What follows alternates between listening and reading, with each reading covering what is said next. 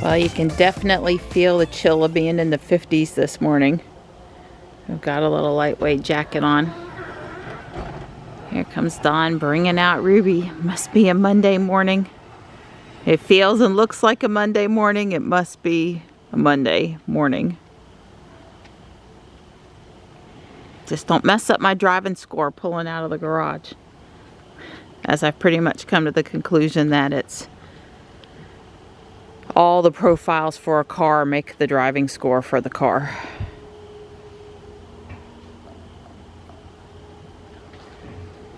Guess we could test that theory. Stripes around here at my feet somewhere. Even Don has on his little jacket this morning. It's a little cool out here. It is a little cool. Feels good though. We're not complaining. We're not complaining. No, not complaining. Yeah, well, you know, if I was just running to the garage and back, it would be one thing, but I've got, you know, going to do Ruby this morning, and then I'm going to go get my people. Yeah, that wind chill on the unicycle is real. It's a real struggle. The real thing, that's right. Not much of a treehouse view at 6 a.m. in the morning. And I guess Slate's decided it's cold and she'll just wait for me in the garage today because she's not out here. Go back over to your food. Hi. Meow. Hi, Slate. All right, let's get this safe drive started. It sure feels like a Monday. Thank you, Ruby. Tom's got her all spiffied up for me this morning. ETA is 7:18, so that's on time. Ruby's got 209 miles as expected, and we're off. I think it's going to be sunny and lows in the 50s, highs in the low 80s pretty much until the weekend when we have some 70 high temps rolling in. It's really going to be one of those beautiful fall weeks here. The kind of week they hope they'll have in October for the state fair.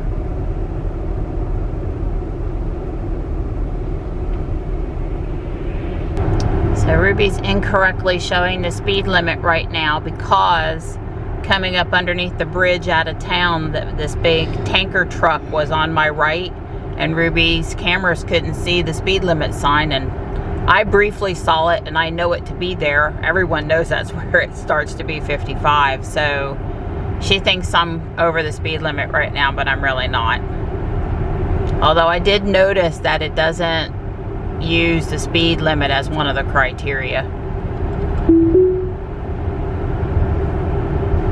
Well, this guy essentially pulled out in front of me, and I just kicked it out of autopilot and let regen slow me down nice and easy instead of waiting for the car to realize he was there and then slamming on the brakes, which is what usually happens.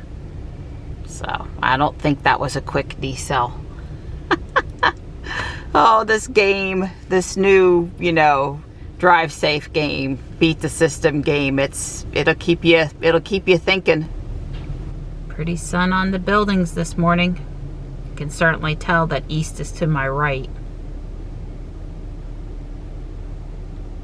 Johnny and I are starting to look for the electric Go Raleigh buses. We have not spotted one yet, but they were supposed to go into operation in September. We certainly could spot one downtown at any time. And we go right past the bus station every day, so that gives us an increased chance to spot it. So a couple of other thoughts about this driving score safety app. stuff. That's a real fancy word there for 7:30 in the morning stuff, right? Number one, I think it's ingenious. Good morning, guys. I think it's ingenious how Tesla is using all of its fleet to test the new quote-unquote insurance app for them. I'm sure others have realized that this is going on too, but yeah, I mean, many of us have agreed to do the FSD beta enrollment application safety review stuff, and you know, we're basically using this new tool and we're testing it for Tesla so they can get a feel for it. Number two, I think I want to be a college psych major, and I want to ask Tesla, maybe PhD, for my thesis if I can do a study in what happens to people when you start grading their driving with an app, how the driving behaviors change. Like if Tesla would be willing to let me review the data for the fleet the week before and the week after the safety score was enacted. I just think that would be a really interesting study in human behavior. And third, I'm wondering about a few of these situations downtown that are quite tricky, this being one of them right here. I guess at, you know, I'm going 10 miles an hour. There's not a whole lot that could go on with judging. I did put Ruby in park while Johnny got out, went around to the back, got his book bag, etc. So I was probably in park for close to 45 seconds to a minute and a half, somewhere in there. He's pretty quick. And I just glanced at the app, and it does not have updated data for the 27th, which is today, Monday. It just says for the 26th that my score was 100, which we saw last night. So either it won't show it to you while you're driving, or it takes longer than, you know, the short amount of time I was in park, or the servers are busy this morning, or anyway, I was hoping to see what it said. It didn't say anything yet. Well, it was either stop pretty hard for this light or totally try to run it and go through on red. It was a really bad timing. I feathered the regen and the braking and the acceleration all as best as I could to slow properly in the easiest manner I could while making sure the person behind me was okay too. Of course, I was stopping slower, so it was better for the person behind me than worse, but still, we'll have to see if that was an event. I guess my thoughts this morning are that in some ways I think this safety score is measuring the wrong things. It's not measuring the speed limit. I realize when you're in autopilot, you're going to be limited to how high you can set it over. And I totally realize that people need the flexibility of being able to go faster than the speed limit. But I don't know, if you're prone to doing more than 7 over a lot, maybe you're not the right person for the FSD beta. I don't know. I mean, I've been on roads like the Beltline around DC where you really can't you can't do the speed limit on some of these roads or you'll get run over. We have, you know, spots like that around here too. But, and then the other thing is turn signals. It's not measuring turn signals, as best as I understand it. I think those are kind of important, and maybe we ought to see, you know, the car made a turn, there was a stop sign, there was a light. Did the car actually come to a stop, and was the turn signal on? So that's another thing. I don't know. Is it really measuring the things that it needs to be measuring that really make people a safer driver? Or really what we should be grading here is more, are people really attentive to what's going on with their car? And I understand that fast braking could mean the person was inattentive, but not always. Absolutely not always. Ruby didn't seem to grade me on the railroad track crossing back there last night as a problem, but she just alerted again, thinking I was going through a red light when I wasn't, because the lane coming off from the right has red, but I don't. And obviously, if we get into the FSD beta program, that would be one of the intersections on my list to communicate to Tesla that, you know, we've got to handle that intersection better. That we're not handling it correctly, that it needs to be fixed. So, oh wow, the road is like really still open. Yeah, they had updated it to say the 29th. I didn't confirm that that's still what it says, but it's going to be closed for the better part of this week as well. You know, in some ways I'm nervous about this software release, or this, just the testing, getting ready for the release, like it's my own code and my own problem. I guess it's partly because I want Tesla to succeed, and that doesn't really have a lot to do with being a stockholder, maybe a little bit, but not much. It just really is wanting them to succeed and needing for this to be a successful thing. So the other thing I'm sitting here wondering this morning is, how are they going to manage all of the data from however many new people they let into the program? Because I don't, you know, it's not like they've published the exact number of people in the program, but one would think at this point that it's 100 or less. I can think of, I guess, maybe 3 people in North Carolina that are in the program. I'm sure there's a few more, but it's not many. And then 50 states, so I don't know, maybe it's just a couple hundred. But what if it's now 10 times magnification of that and it's a couple thousand? How does Tesla handle going through all of the feedback? And I realize it's machine learning and there's algorithms and there's databases, and it's not all manual, better not be all manual human people doing it. It's not, but still, there's got to be some human-to-human interaction, and well, Tesla may not be the best at human-to-human interaction, so I don't know, how is that going to work? Because I know there's 2 or 3 places that autopilot does funky things around here, and you know, every driver is going to have those 2 or 3 places in their driving, you know, daily driving or whatever, that are problematic, that they're going to want addressed. Sure, we don't have to address them all on day one, but we are going to need to eventually address them all. So how do we have the capacity to do that? That's another question that inquiring minds want to know this morning.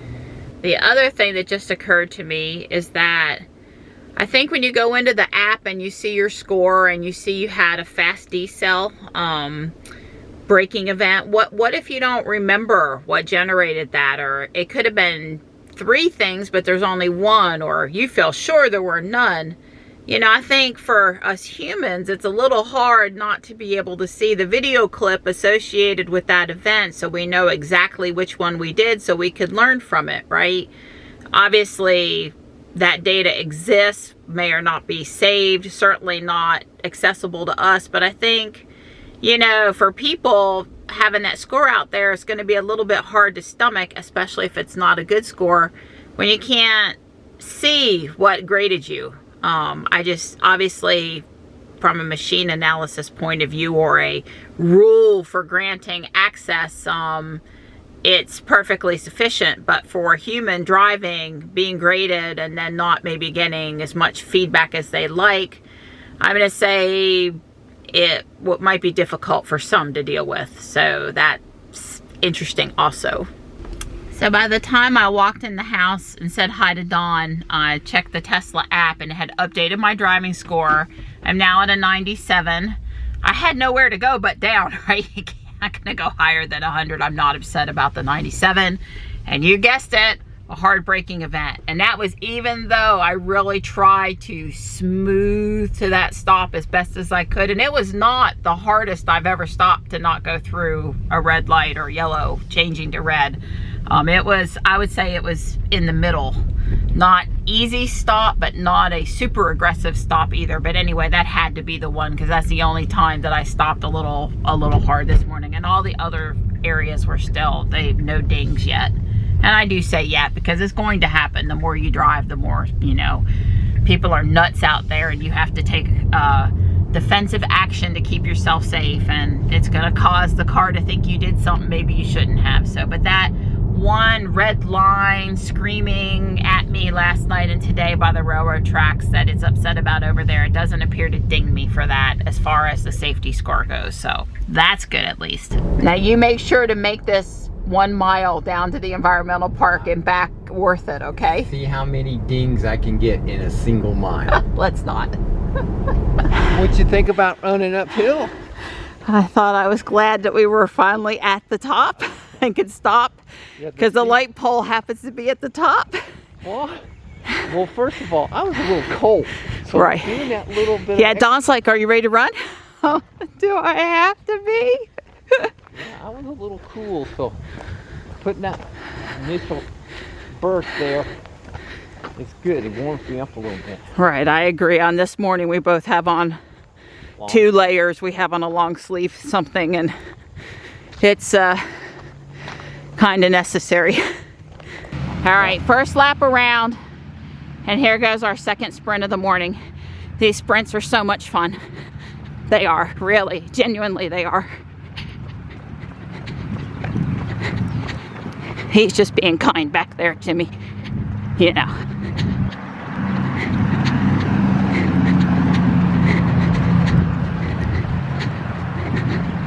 Come on, cheerleader, I need you to pass me. Help me keep going. Show me how perky you are. How fast you light you are on your feet. Okay, trash can. I keep on extending it.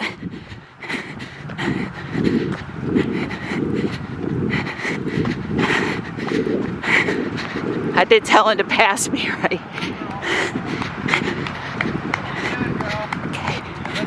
Okay. We're officially hot now and ready to ditch our long sleeves. I'm hot. I was ready after the first run.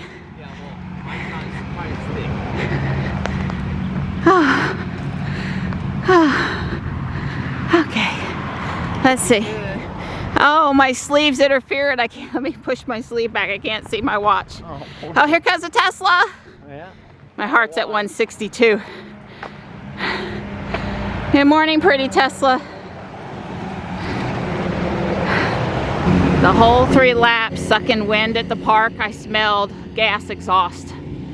I guess because it's less humid, it's spreading out more than it normally does, and it really bothered me today. I would go so far as to say my throat is sore.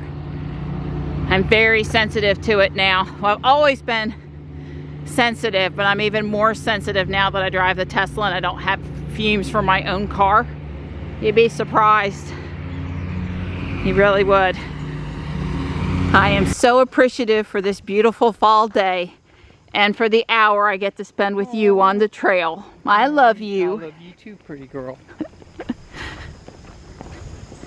Okay, here we go. 5,414 steps, 46 minutes even. Woo!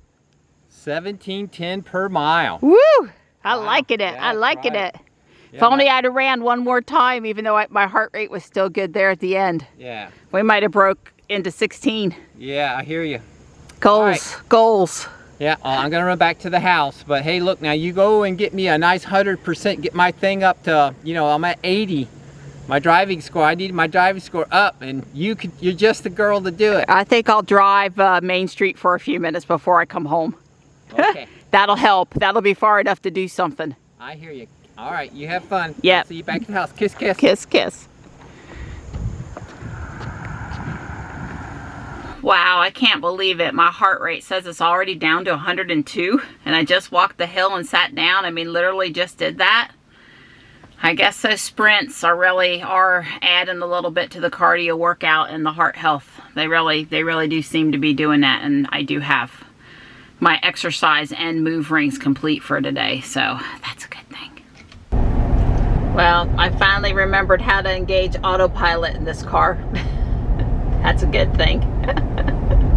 I'm sure I have driven carefully for Dawn. It was at 81 when I started, so maybe if we can get it up to 82 or 83. I just did a loop down Main Street past Guardian Angel, and now I'm on Judd Parkway, headed back to South Park and back to the house.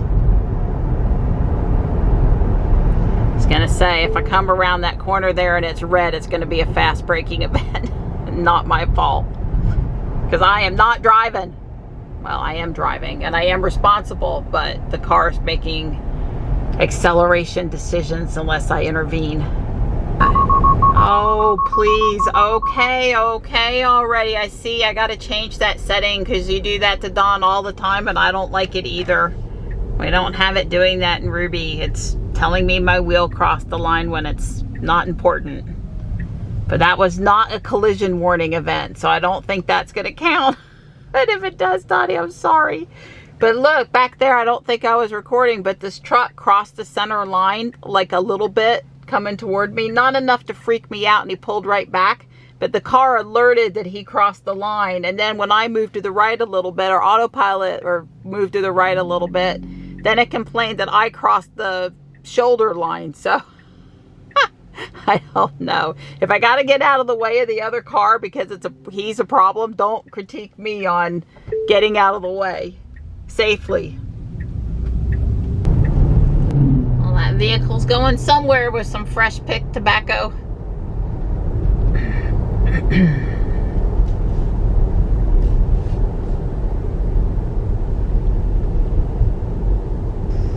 Get Dawn to come out and put her in a few minutes. There's Stripe in the chair. And here's Marty on the bench. Hey, Mart. Johnny was over here, sat with Marty a couple times yesterday, and he knows this is just his people coming to see him. Oh. So it went from 81 when I started, it's now at 84. Holy crap. So that was good. I did have one event where she screamed because this guy came over the line at me. And then when I moved right and took control, she screamed again because I went over the line. Oh. but apparently those don't count. Apparently. Because I don't think I hit the brake. I just probably lifted and she decelled a little bit. Yeah. I don't know. But there was a lot of screaming going on there for a few minutes. She got upset twice and I didn't do it. That's what happened on the way back from the car show on Saturday, is that it's like everything I did upset her. Right, I need to switch that setting so when you go over the line, she doesn't scream. Right. Because it bothers you when something's different. There's a different setting in Jules than there is in Ruby, because Ruby's not doing that anymore. Right. All right, you gonna put her in for me? Yep. You see where my purse is, right? Right in the middle of the driveway? That's fine. Yeah, well, since you're going straight, I figured that was safe enough there. I'm absolutely gonna work on my house this morning, my Lego house, but I'm gonna pour in the bag. Actually bags of Legos I bought at Guardian Angel the other day into the bin and just peruse them a bit. Pull out any Duplo bricks, pull out anything obviously not Lego, and then probably stop. I know you've heard that before, but I mean it this time. There's this bag, and I think this is one of those architecture kits. The instructions are in there. One of those cityscape things that's pretty recent. So it's the falling water kit, and there's most of the base, and I can see in there most of the rest of it. It's just a little dusty. I think I'll surface clean it. So that's probably all of the pieces for that. If I find a couple more tan pieces, I'll throw them in over there. Those are washed. I'm not very inspired to put that back together. I would be more likely to use the parts in a building. This Mario kit is in there, and there's the face and part of the kitty and some of the plant stuff. I don't see the Mario blocks. That's to be expected. But still, that's pretty cool. There are some specialized pieces, like this is the base of the cat. So there's at least one of these Lego movie kits, and I'd have to say that I see part of the minifigure here, at least the one. I don't know about the girl, but and the horse colors and stuff are in there. So these ones where it looks like there's a good bit of a kit, I'm going to put this, their bags are open, I'm going to put it in a Ziploc with the instructions, and me or someone else may come at a later time and try to assemble them. Would you be surprised at the number of times I find rocks in with Legos?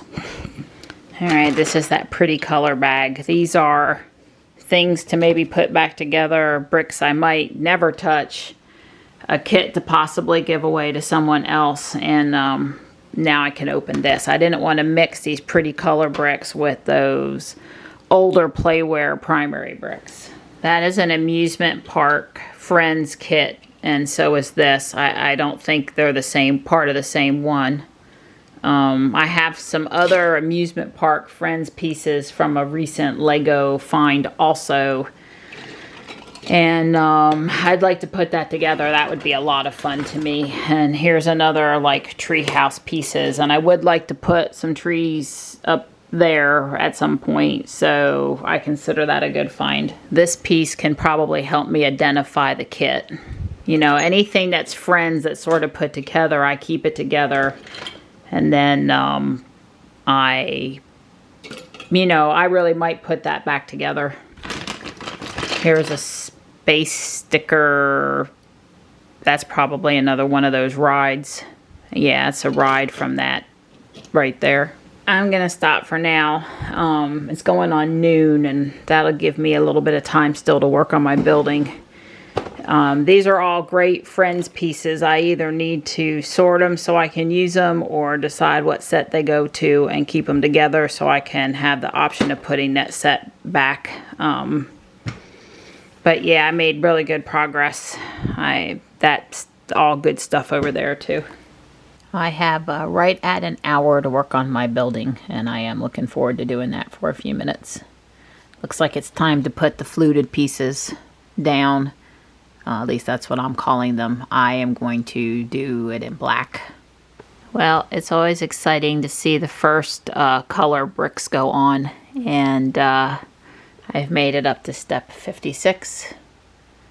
It's time to go visit Johnny. Not sure if I'll be back at this later or tomorrow or when, but certainly will be plugging away as often as I can this week. All right, you're gonna get me a good driving score, right? So we get full self-driving. One of us has got to do it, because you know I'm not gonna do it. Right, I'm going to do the best I can, but I got to tell you, after that little incident this morning with slowing for a yellow light appropriately, I might add, and getting dinged, losing 3% of my score. Well, that's what happened with that State Farm thing. It was like the harder I tried, the more I got upset, because it didn't really seem to turn around for me. Right. You know, me trying to be good, not speed, not corner, not brake, and it still would ding me. It was like, I got my score up. I think my score on State Farm, I think it's 78 or 80. So this 80 number is about right. Right. Well, I got you up a little bit today. I'll do my best. I knew I wasn't going to stay at 100. That wasn't reasonable to think, but I would like to stay. Let's say if I stay in the 90s.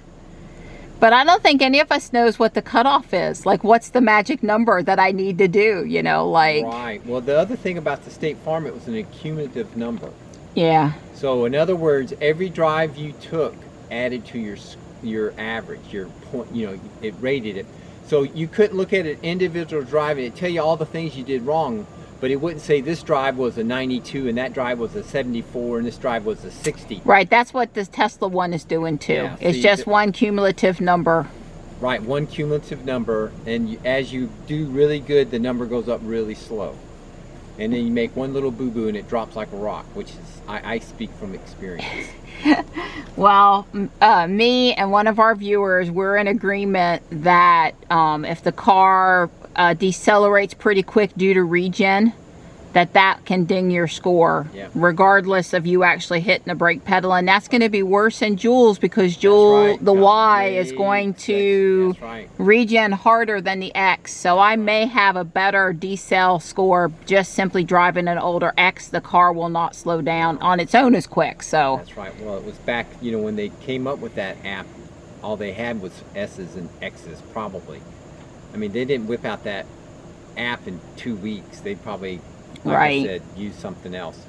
Yeah. In fact, I'm thinking they bought that app from somebody. In other words, they've partnered with an insurance company, right? That's what they've done. Tesla has partnered with an insurance company. The insurance company just said, oh, well, we have the app, and now they've integrated it in. But hopefully they'll make it better. All right. Well, I'll be home a couple hours or less. Okay. All right. I love you. It's a pretty afternoon for a drive. Yeah. Well, I'll just be here working. I'm sorry. It happens. Go look at my Lego project. The first orange bricks are on the house. Wait till I do. Well, I have a hypothesis that those that are actually doing interstate driving are going to have better scores, because I just had to decelerate from 55 down to stop for a traffic light back there, and it was not a fast stop. I saw the light turn red and I hit the brake to get out of autopilot, because I know that that will use less braking than if I wait for Ruby to figure out the lights changed and brake at that distance. I do that a lot over here to try to save the brake pads, not really for any other reason. I've already been doing that, and then I just re-engage it after the light. It's no big deal to me.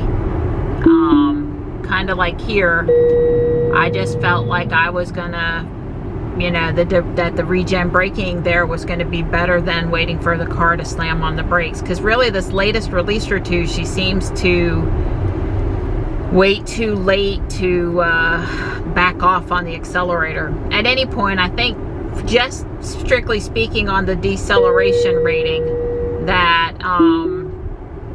anyone driving on the interstate where, you know, it's like from here to Wilmington, there's not a lot between here and there. So once you get out of the Raleigh area and before you get into the Wilmington area, you've got about 100 miles, and you know, there's really not, you're not going to be coming to a stop out there. You're just going to be doing your thing and avoiding people and on autopilot, and you know, it'll be good. But out here on 401, I say going and coming every day, I am going to have to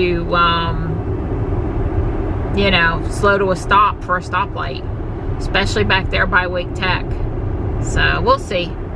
I'm not complaining. I am just sharing my thoughts, because I know a lot of people are interested in how to quote unquote beat the system, how to ride between the lines so they can get the FSD beta code, and just sharing what's going on with me and Ruby. We'll see how this ride this afternoon goes, but it's a lot of stop and go here. There's a lot of, you know, stopping for stoplights. Beautiful clear afternoon. It's 83 out there. That's about what they said today's high would be. I'm gonna tap the brake, start slowing down. I don't normally use autopilot through the middle of the city center here. You can't stay in your lane. There's too many people infringing on it, too many things forcing you out of it. Gonna make it over to the school by 2:20. Perfectly acceptable.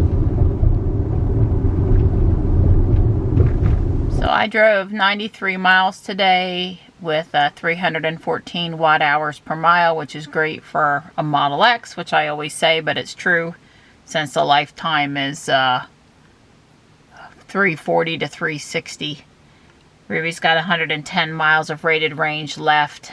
Johnny tells me he's probably not doing Taekwondo tonight. We had talked about maybe switching Thursday to Monday.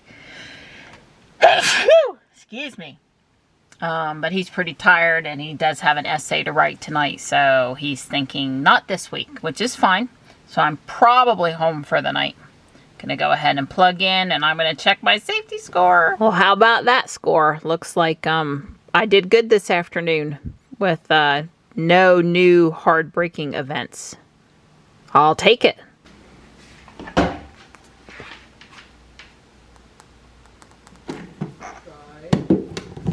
Johnny's out there feeding kitties. Well, I was back at it after I got back from bringing Johnny home, and I got these windows installed over here so you can kind of see what that's going to look like. And then I discovered I don't have any more white windows in that size. So 1, 2, 3, 4, 5, 6, 7, 8, 9, 10, 11, 12, 13, 14, 15, 16, 17, 18, 19. I need at least 20, and that's just for the first floor. So I need to order those, and there's a couple other parts I'm short on too. But I've made good progress in it. I need some more of these thin columns. I have a couple more thick ones, but I need a few more thin, and it's coming right along. But I need to go out to Bricklink and order some stuff. While I'm waiting for dinner to cook, we're having chicken thighs tonight. I am going to put this 108 piece Frankenstein brickheads Lego figure together.